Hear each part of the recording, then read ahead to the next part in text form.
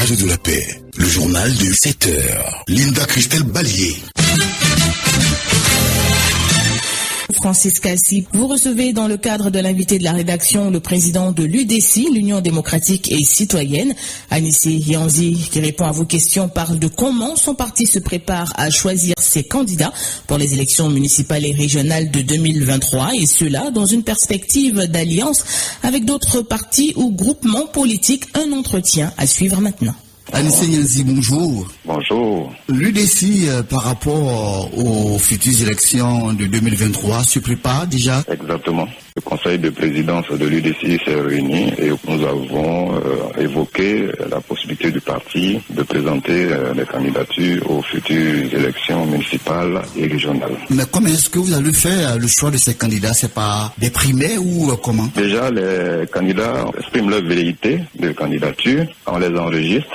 Et la liste définitive est publiée par notre convention nationale qui va se tenir en avril prochain. Mais avant, le comité électoral interne à l'UDC sélectionne les vérités des candidatures et les uns les autres vont s'affirmer au cours de cette convention-là qui décidera des circonscriptions dans lesquelles le parti va effectivement présenter des listes. Et vous pensez présenter combien de candidats comme ça? Aux dernières élections, on a présenté 15 listes. Cette fois-ci, on espère faire au moins ce chiffre, sinon aller au-delà. La différence que les précédentes élections, on n'a pas présenté de liste au régional, mais cette fois-ci, nous pensons que nous aurons quelques candidatures à ces élections-là. Nous allons donc tourner autour d'une vingtaine de listes dans certaines circonscriptions. Alors donc quand vous dites liste, c'est pas des personnes individuelles, hein? C'est un groupe de personnes, c'est ça? Les élections municipales et régionales sont des élections à liste. Il y a quelqu'un qui conduit la liste, mais le parti présente une liste de conseillers potentiels. C'est pour ça qu'on nous disons liste, mais sinon, il y a les têtes de liste. Ce sont celles-là qui seront mises en pole position au moment de la campagne. Mais sinon, pour les élections municipales et régionales, c'est des listes que les éventuels candidats constituent. C'est-à-dire le potentiel maire ou président du conseil avec ceux qui vont l'accompagner, son conseil municipal ou régional. C'est pour cela que nous parlons de liste. Donc pour le moment, ce sont des velléités et puis après, les candidats seront connus. Et c'est à quelle date? 25 avril, on va organiser notre convention et c'est la convention qui va arrêter la liste définitive. Mais sinon, déjà, certains candidats sont connus, sont sur le terrain, ils font leur pré-campagne, ils tournent sur le terrain et ça sera déterminant au moment du choix. Par exemple, pour Bangolo, nous avons des vérités de candidature. Il y a déjà quelques éléments qui sont sur le terrain qui se préparent. Au mois de février, nous allons faire une rentrée politique à Bangolo justement pour accompagner ceux qui ont des intentions là-bas. Nous avons d'autres qualités qui sont déjà connues comme Sassandra, Mbato, Blolequin,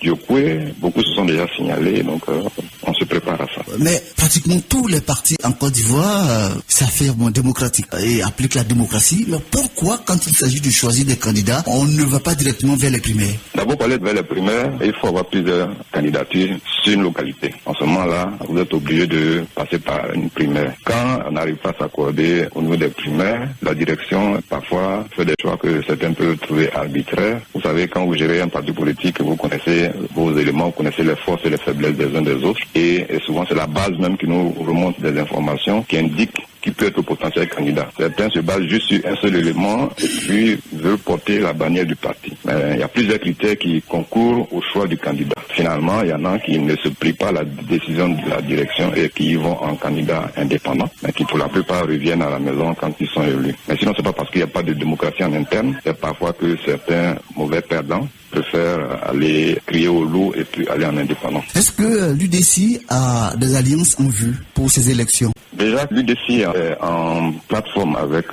certains partis politiques au niveau de la plateforme AGI pour la paix et l'unité. L'UDC aussi est en groupement politique avec certains signataires de la 5e phase du dialogue politique. Nous avons créé le G8 et il y a des intentions sur certaines circonscriptions de nous mettre ensemble pour faire émerger des listes communes. Nous avons aussi le RHDP avec lequel nous sommes en parfaite symbiose depuis quelques années. Sur certaines circonscriptions, l'UDC apporte son soutien au RHDP et espère que sur d'autres, on aura l'appui du RHDP. Cette question par rapport à quelque chose qui se murmure parmi les populations, c'est que les politiques en Côte d'Ivoire font la politique en pensant faire des alliances pour pouvoir se faire une place. Est-ce que c'est ça? Ou bien les politiques en Côte d'Ivoire sont de véritables politiques qui s'engagent sans alliance et puis bon, on va voir véritablement leur poids?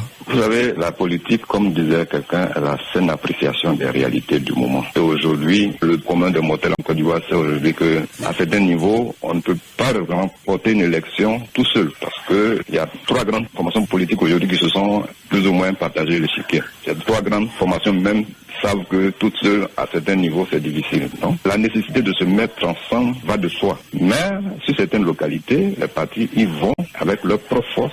Donc, c'est pas général, c'est au cas par cas. Mais quand cela s'avère nécessaire, bien entendu, on se met ensemble pour pouvoir remporter une victoire. Anissé Nyanzi, je vous remercie. C'était tout un plaisir pour nous. C'était l'invité de la rédaction Anissé Yanzi, président de l'UDC, l'Union démocratique et citoyenne, et il répondait aux questions de Francis Cassi.